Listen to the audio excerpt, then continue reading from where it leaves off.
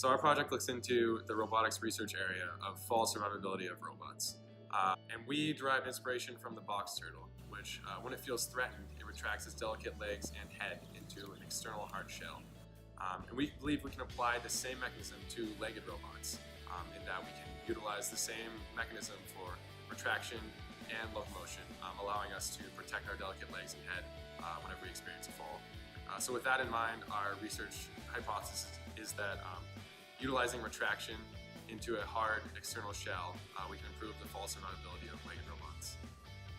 So our general robot design is 2-degree of freedom legs with 2 servos each, mounted on aluminum base plates, which are then non-rigidly attached to soft foam and a hard plastic shell. Yep. And our shell design overall is modeled after a gotlock, which is the only man-made homogeneous solid which only has one state of equilibrium. So no matter which orientation you place it on, it will always return to the same position. So this is a design that we really wanted to incorporate in our robot because we wanted to make sure no matter how it fell, it would always right itself and stand up correctly. A lot of components of a robot out of 6061 aluminum using CNC machines in the student shop. So we machined the top and bottom base plate out of 1/4-inch aluminum, leaving pockets for weight savings.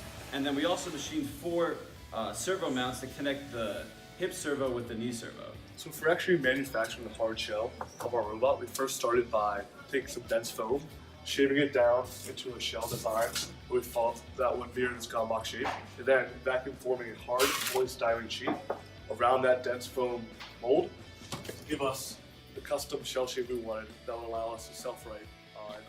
So a big part of this project is to make the robot be able to retract before it's falling on the ground. We are targeting on 1 meter's drop height. So in order to do that, we need the data from the sensor to tell us whether the robot is falling.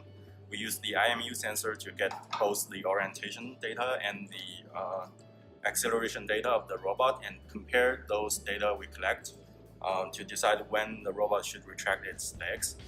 And by doing that, we are able to retract the legs of our robot within 0.4 seconds once it detects it's falling. In terms of the gait, we played around with the working cycle of the robot so that it can have different working modes. That allows us to play around with that to find out the best gait for the robot to move faster